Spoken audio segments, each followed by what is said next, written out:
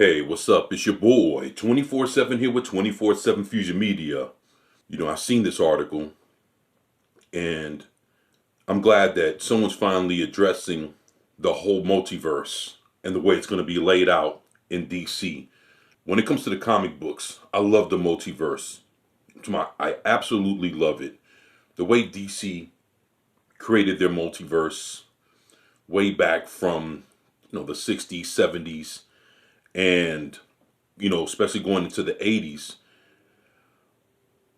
I really enjoyed everything that came out of the multiverse when I saw, Earth 1 and Earth 2 Superman teaming up, or whenever I saw the Justice League of America teaming up with the Just Side of America annually, every year they would do a little crossover. And, those kind of things I always found interesting. But what it says here is after stumbling with one film universe, DC's trying for two. Prepare for the DCEU, the DC Films Multiverse, and HBO Max. I like that. There are about to be way, way more DC movies, and some will be released as HBO Max exclusives. Yeah, I already did my video on that. Very true. Following the release of Wonder Woman 1984 last week, DC Films president Walter Hamada sat down with the New York Times to talk about the studio's more aggressive release strategy. Starting in 2022, DC Films plans to release up to 4 films theatrically every year, with 1 or 2 extra as HBO Max exclusives. And those 1 or 2 extras are like Batgirl and Static Shock. Heard those are probably the first 2 that'll hit HBO Max exclusives. Currently, DC releases about 1 or 2 movies a year and has seen mixed success. Birds of Prey and Shazam failed to perform well, while Aquaman and Wonder Woman saw impressive box office returns in 2019. Warner Brothers also saw tremendous success with Joker, a movie not tied into the greater DC universe that nonetheless became an unexpected hit. It sure did. The Joker was a very awesome movie. Well done. Very good. Under the new strategy, there will be 2 cinematic universes under the DC banner: the DC Extended Universe, the DCEU, and the DC Films Multiverse. Films like The Joker and The Batman will exist as part of the DC Films Multiverse, which will be comprised of individual stories based on DC characters that will not tie into the bigger narrative arc. That's good. I'm glad to hear that, because the Batman, there's no telling what's going to happen with that. There's already beef between Robert Pattinson and Matt Reeves, the director. We're not sure if it's going to turn into an actual full-blown franchise or if this is going to be a one and done. We just have to wait to see how all this shit pans out between, with that old fiasco. So under the new strategy, there will be 2 more cinematic universes, essentially under the DC banner. Movies like Wonder Woman, Shazam, Aquaman, Flash, and likely future Superman and Green Lantern movies will fall under the DCEU. Wonder Woman and the gang will have their own stories and then come together in some kind of Justice League setting again. This means there can be 2 different Batmen. This means there can be 2 different Batmen. Around the same time, Robert Pattinson can have his own adventure in Matt Reeves' The Batman, and Ben Affleck, or the new actor, can play Bruce Wayne in the DCEU. It's a familiar concept in comic books, where standalone series like Superman the Red Son can offer a new take on a popular character without affecting overall continuity. And of course, different universes can cross over whenever DC wants, like how Affleck's Batman might encounter Michael Keaton's Batman in the upcoming Flash movie in 2022. Yeah, I agree. Especially like in the comic books. There's been times where an actual DC hero might come across someone that's from the Elseworld. Which means, Elseworlds are books that they're in the DC universe, but they're not actually a part of the continuity. But sometimes those things cross over. I definitely understand that. If you're confused, it's understandable. In comics, multiverses play out over several issues and series, so there's more room to get used to the idea.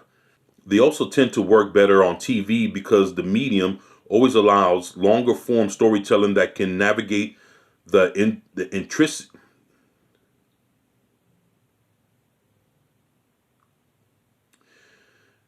They also tend to work. They also tend to work better on TV because the medium allows for long form storytelling that can navigate through the intricacies of multiverse mechanics. As Hamada told the Times, no one else has ever attempted this. Actually, they're right. It's You can only do so much in a movie. A movie's gonna go from anywhere from an hour and a half to maybe 2.5 hours. If you're doing a TV series, this shit can stretch out for seasons if it's done right.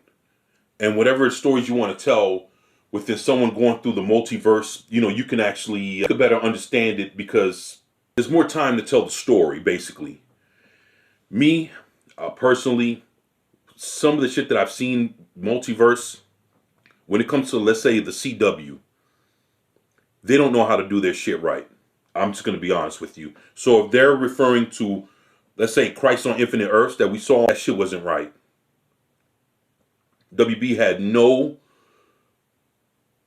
they had no right really to fucking put out something that big on the scale of what it was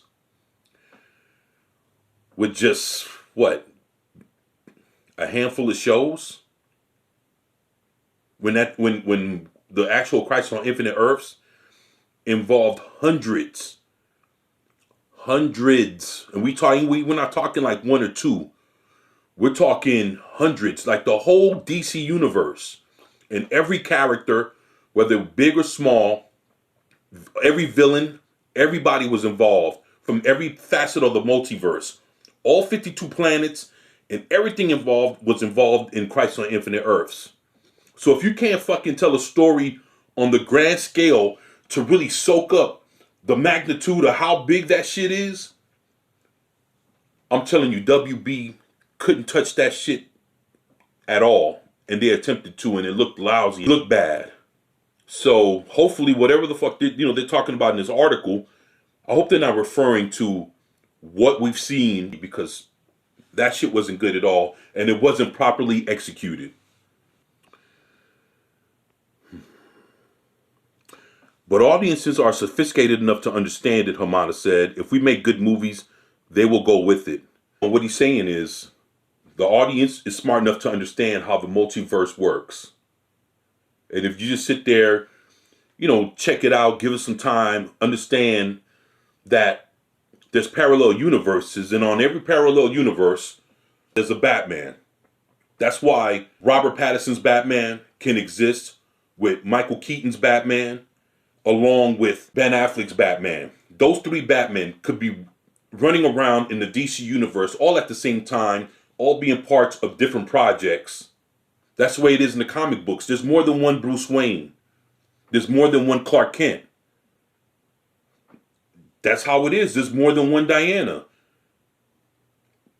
That's what the multiverse is telling you, In the comic books, there's 52 parallel universes in the multiverse.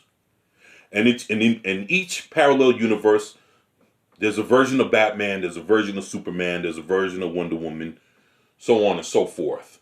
To the point that, there's 52 versions of the same character. And they've all been displayed. We've seen most of them, if not all of them. It's cool to see all the different variations. DC Films also plans to release 1 or 2 movies directly onto HBO Max. These are considered to be the riskier projects, which may not generate the necessary revenue needed to justify a $200 million production budget and another $100 million on marketing. They will, however, help bolster HBO Max subscribers if they work as intended. The Times notes that Batgirl or Static Shock are possible candidates for the straight-to-streaming treatment, but those aren't confirmed yet. Yeah, I mentioned that before, that Batgirl and Static Shock are supposed to be for the most part, the first two that are headed to HBO Max, as exclusives. So, I mean, I guess we'll see in time because we still got another year before everything actually starts kicking off. The studio will also use theatrical releases to launch spin-off TV shows, which will stream on HBO Max.